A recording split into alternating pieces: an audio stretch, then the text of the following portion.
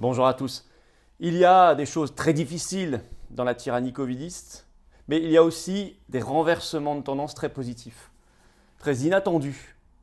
Je vais vous parler aujourd'hui de différents exemples, en France, en Guadeloupe bien sûr, mais aussi aux États-Unis, en Australie. Vous allez voir des choses, et en Australie, c'était particulièrement pas attendu. Et vous allez voir ce qui est en train de se passer. Je vais vous expliquer tout ça, c'est tout récent, c'est tout concret. Ça doit être étudié par tous les combattants de la liberté, de la souveraineté du peuple que nous sommes, tous les résistants que nous sommes, pour justement opérer les mêmes renversements de tendance en France, partout en France. Il y a de l'espoir, il y a de l'espérance. Le combat n'est absolument jamais vain, même quand il paraît lointain, compliqué, qu'on n'a plus l'espoir. La désespérance est toujours une sottise, compréhensible, mais fondamentalement, c'est une sottise. Il faut toujours se battre. Et vous allez voir que les exemples que je vais vous donner sont à la fois des bouffées d'espérance, mais aussi une incitation à l'action. Une incitation à l'offensive pour la liberté, la dignité, l'humanité, la souveraineté de notre peuple et de notre France. À ce sujet, nous voulons la transparence et la vérité. Il y a la pétition nationale pour le lever immédiat, la levée immédiate du secret défense, ce qui peut être opéré par le Premier ministre en France sur toutes les décisions Covid qui ont été prises en Conseil de défense sanitaire scandaleusement. Le lien vers cette pétition nationale se trouve sous la vidéo en description. Il faut la signer, il faut la partager, il faut la relayer, ne serait-ce que pour informer les Français. Beaucoup ne savent pas tout cela. Or, ça va être le grand sujet des années qui viennent, évidemment, avec les procès, les responsabilités. Il faut qu'on ait la transparence et la vérité. Abonnez-vous. Abonnez-vous à cette chaîne YouTube. On a dépassé les 72 000 maintenant. Abonnés, formidable. Il faut qu'on aille le plus vite possible vers les 300 000. Ça dépend de chacun d'entre vous et de votre capacité à relayer les vidéos. Ça prend une seconde. Vous appuyez, vous êtes abonné et c'est fait. Voilà. Et puis rejoignez-nous. Profitez-en. Venez aux Patriotes. Prenez cette carte orange. C'est une dynamique orange. C'est quoi? C'est une dynamique populaire. C'est quoi? C'est la vraie politique, mais avec un P majuscule au sens noble du terme. Pas politicienne, mais celle qui fait qu'on s'occupe des affaires de la patrie, de la cité. Qu'on redevient citoyen avec un C majuscule humain. Eh bien, moi, j'ai besoin de vous dans ce combat, et vous, il ne faut pas que vous restiez seuls. On est très nombreux, on doit l'être encore plus demain. Le lien pour adhérer ou reprendre votre adhésion annuelle aux Patriotes, il se trouve sous la vidéo en description, il se trouve également en commentaire épinglé, il se trouvera en fin de vidéo en cliquant là ou là directement sur l'écran. Vous choisissez. L'essentiel, c'est que vous savez que vous êtes immédiatement bien accueillis, bienvenus dans le combat pour nos belles valeurs. Pensez à nos combats, pensez à notre pays, pensez aux enfants, pensez aux générations qui viennent et dites-vous qu'on n'a pas le droit de rester seul. Moi, je vous tends la main et je sais que vous êtes nombreux à la saisir et je sais que vous êtes nombreux également à m'apporter énormément dans ce combat. Donc, bienvenue d'avance aux Patriotes. Il y a également sous la vidéo en description un lien pour faire un don de soutien aux Patriotes. Alors ça, je vais vous dire, on en a extraordinairement besoin, extrêmement besoin, puisque nous n'avons pas un centime ni de l'État ni des banques. Évidemment, nous sommes face à l'oligarchie. Le lien pour le don aux Patriotes se trouve sous la vidéo en description. C'est un don pour toute la résistance. Adhésion, réadhésion, don, c'est défiscalisé aux 2/3 pour vous. Bienvenue d'avance aux Patriotes. Bravo à ceux qui font un don de soutien ou qui reprennent leur adhésion annuelle. Alors, je parlais d'offensive populaire, de choses positives qui se passaient, sans être naïf sur le reste. Mais ce sont des exemples pour nous. Par exemple, la Floride. Il y a une véritable offensive de leur gouverneur, mais parce qu'il a un soutien populaire massif, sinon il ne pourrait pas le faire. Le gouverneur, c'est Ron DeSantis. Il a fait ce 18 novembre dans la ville de Brandon, en Floride. Donc c'est un État des États-Unis, bien sûr. Une conférence de presse très importante. Le titre, c'est « Protéger les Floridiens », les habitants de Floride, des obligations Covid. Et il déclare dans cette conférence de presse, qui est intégralement en ligne, qu'il veut, je cite, « la protection des droits des salariés et des familles ». Il ajoute, écoutez bien comment il en parle, « L'État libre de Floride, oui, l'État libre de Floride, dit-il, fera obstacle aux bureaucrates qui veulent prendre vos emplois et vos libertés ». Et très concrètement, ce 18 novembre, le gouverneur de Floride signe un décret pour, je cite, protéger le droit au travail et à gagner sa vie, mais aussi, je cite toujours, pour protéger le droit de prendre soi-même librement ses décisions en matière de santé. Fondamental. Et il ajoute, je cite toujours, protéger aussi les docteurs et les infirmières par rapport aux obligations Covid, sous-entendu l'obligation vaccinale par exemple, qui fait que vous pouvez être suspendu. Il n'en veut pas. Ce sont tous les principes les plus fondamentaux qui sont défendus ici. Ceux sur lesquels nous fondons notre résistance, notre action, notre offensive. Résultat, ce 19 novembre, on apprend que pour le mois d'octobre 2021, la Floride a créé 44 300 emplois dans le secteur privé, beaucoup plus proportionnellement que les autres États des États-Unis, et que le chômage y est en baisse massive, plus vite que dans le reste des États-Unis. Ben ça, voilà, c'est un peu de mieux-être et de mieux vivre pour pas mal de familles, tout simplement. Du boulot, l'emploi, de l'avenir. Et on ne peut le faire que en étant libre. Deuxième exemple, l'Australie. Alors là, c'est un renversement de situation incroyable. Attention, les Australiens n'ont rien lâché parce que rien n'est joué, évidemment. Mais c'est la première fois qu'ils ont eu une vraie victoire. Et qu'ils ont réussi à modifier le rapport de force. Et au moment où ils obtenaient cette victoire, ils continuaient de manifester massivement. Évidemment, il ne faut jamais lâcher le rapport de force.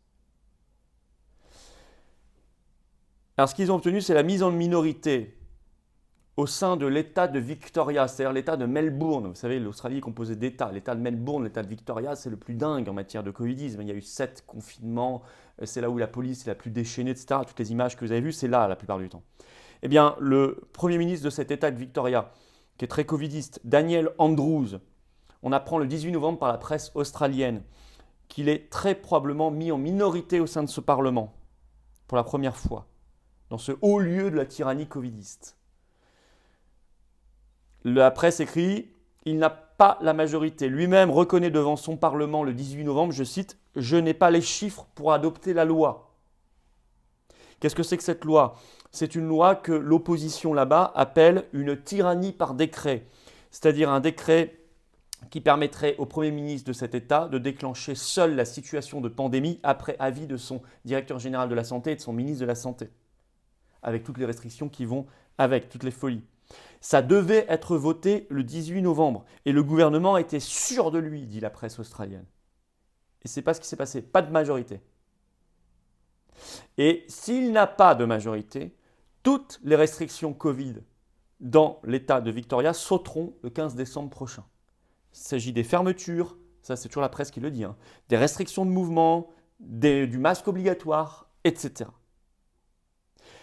Pendant ce temps-là, les manifestants étaient là, continuaient d'être massivement là, présents, de se rassembler, de faire pression pour faire bouger ce rapport de force, pour décrocher de nouvelles personnes du récit, du narratif officiel et les mettre dans les combats de la résistance, comme nous le faisons en France. À suivre de très très près. Encore hier, ce 19 novembre, il y avait une manifestation massive dans un autre coin d'Australie, Sydney, à suivre. Et en France, la Guadeloupe. Alors la situation, elle est compliquée. Et je vais vous expliquer en quoi elle est une source d'espoir, de courage extraordinaire pour nous tous Français, de voir nos compatriotes là-bas se battre comme ça, et en même temps, les différences avec la métropole, qui fait qu'il ne faut pas totalement extrapoler. La situation n'est pas la même. Je vais vous expliquer. Il se trouve que la Guadeloupe a déclaré depuis lundi dernier une grève générale, c'est-à-dire depuis le 15 novembre. Très suivi. À tel point qu'il y a beaucoup de blocages, notamment par les soignants et les pompiers au niveau du CHU, mais aussi devant des stations-service, des établissements scolaires. À tel point que le ministre de l'Intérieur Darmanin a annoncé ce 19 novembre l'envoi, je cite, de 200 policiers et gendarmes supplémentaires en renfort. Plus le préfet là-bas a déclenché depuis hier, ce 19 novembre, un couvre-feu à 18h sur toute l'île. On remarquera d'ailleurs maintenant qu'on gère un mouvement social, un mouvement populaire par un couvre-feu. C'est-à-dire qu'on n'a plus aucune limite. Tout de suite, hop, couvre-feu. La Martinique s'était déjà battue. Elle a obtenu d'ailleurs le report de l'obligation vaccinale pour les soignants au 31 décembre pour l'instant, en espérant que ce soit, nous on est juste pour la liberté, que ce soit totalement annulé. Voilà. Bon. Mais c'est déjà une première victoire. Il faut prendre toutes les victoires. Alors c'est très courageux ce que font nos compatriotes de Guadeloupe. Alors attention, on dit il y a des violences. Non. Il y a de l'énergie, de la solidité. S'il y a eu quelques violences, la plupart du temps, ce sont des réactions à des surréactions gouvernementales. Ou alors, ce sont, vous savez comment ça marche, l'État envoie des casseurs qui n'ont rien à voir avec le mouvement, avec la résistance. Non, par contre, c'est la solidité. C'est l'énergie, toutes ces manifestations massives par ailleurs qui continuent. Mais la grosse différence par rapport à la métropole, c'est là, je ne veux pas vous donner non plus de faux espoirs, je veux être très sincère avec vous. La grosse différence, c'est que là-bas, il y a avec la population ce qu'on appelle un collectif d'organisation syndicale. C'est-à-dire des organisations professionnelles de pompiers depuis le début, de routiers, de soignants, de taxis, d'ambulanciers, et même les syndicats enseignants qui ont annoncé, France Info l'a fait savoir le 18 novembre, que les syndicats enseignants rejoignaient le mouvement parce qu'ils estiment être les prochains sur la liste. Ils ont tout compris, ils anticipent. D'ailleurs, les enseignants sont aussi les syndicats enseignants dans la lutte en Martinique. Ça, on ne l'a pas en métropole.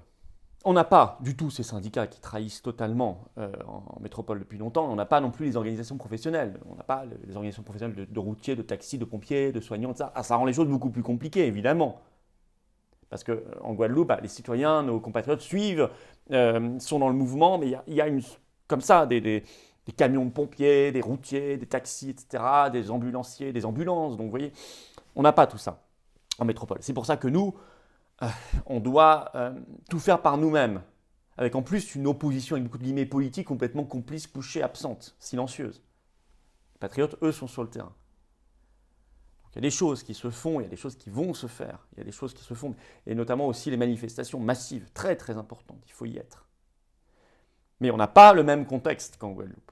Je ne veux pas que vous compariez trop facilement, parce que ce serait un faux espoir. Par contre, ce qui se passe, cette solidité, le fait de mettre ce sujet, ne serait-ce que grâce à la Guadeloupe, partout en France, ce sujet est au premier rang de l'actualité. Et donc, ça fait réfléchir beaucoup de Français, ça les ramène dans la résistance, ça c'est formidable. C'est une source d'espoir et de courage extraordinaire que nous donnent nos compatriotes du bout du monde, d'ailleurs partout en Outre-mer aussi. Bravo, encouragement, et d'ailleurs il y a beaucoup de patriotes physiquement en Guadeloupe, vous pouvez nous rejoindre là-bas, qui sont dans les manifs, les opérations routières et tout le reste, dans le combat. Alors, d'autant que, si vous voulez, en Guadeloupe, ils ne sont pas dans l'irrationalité. Regardez la courbe des cas en Guadeloupe. Regardez là, ça c'est le plus récent. Regardez, c'est pour ça que la presse ne vous parle plus de tout ça. Depuis début octobre, c'est la chute libre. Ça c'est Covid, c'est les sources, ça c'est la courbe officielle. Hein. Donc tout ça est complètement incroyable, aberrant. Encore plus aberrant quand on voit ça. La leçon à tirer, c'est unité, ténacité, persévérance. C'est ça qui fonctionne. Plus que jamais, j'en suis absolument convaincu. L'Australie nous démontre que les retournements de situation, l'inversion des rapports de force, c'est possible. Pour cela, indispensable pression populaire, à ne jamais lâcher. Surtout quand on se dit ça ne sert à rien, on n'arrivera pas. Non, ce que veut Macron, ce que veut sa clique, ce que veut l'oligarchie fondamentalement, c'est que vous restiez à la maison. Dès que vous sortez, que vous êtes debout, que vous parlez, vous voyez d'autres personnes, vous avez déjà gagné. Après, on s'organise avec les moyens qu'on a. Ils ne sont pas gigantesques. Et puis surtout, ce sont pour nous, tous ces exemples que je vous ai donnés très concrets, des retours d'expérience à exploiter, à étudier. Ce que nous faisons, ne vous inquiétez pas. On a des contacts partout, y compris à l'étranger. Très, très utile pour nous. Courage, espérance. La pétition nationale pour la levée du secret défense sur le Covid, la gestion Covid, se trouve sous la vidéo en description. Signez-la, relayez-la, partagez-la, mettez-la sur vos réseaux sociaux. C'est important d'informer les Français là-dessus et de les mobiliser. Et puis, dans les heures, les jours qui viennent, je vous donnerai des dates sur les mobilisations, évidemment. Restez branchés. Abonnez-vous à cette page YouTube, allons vers les 300 000 abonnés, ça prend une seconde de s'abonner. Hein. Plus vous êtes abonnés, plus les algorithmes de YouTube font que la page, les vidéos sont visibles et donc produisent leur effet. Et puis profitez-en en même temps pour venir. Venez dans cette vague orange populaire, pleine d'espérance et de courage et d'optimisme pour défendre notre belle France, nos belles valeurs. Le lien pour adhérer ou reprendre votre adhésion annuelle aux Patriotes, alors cette carte de résistant se trouve sous la vidéo en description, ce lien, où il se trouve également en commentaire épinglé, ou ici en cliquant directement sur l'écran, vous voyez, vous choisissez. Sous la vidéo en description également un lien pour faire un don de soutien aux Patriotes, et donc à la résistance tout entière qui ne bénéficie d'aucun centime de l'État et des banques, je le répète. Juste les adhérents, les réadhérents et les donateurs. Adhésion, réadhésion, don, c'est d'ailleurs défiscalisé aux 2/3 pour vous. Bienvenue d'avance aux Patriotes, bravo à ceux qui font un don de soutien ou qui reprennent leur adhésion annuelle. Vive la France!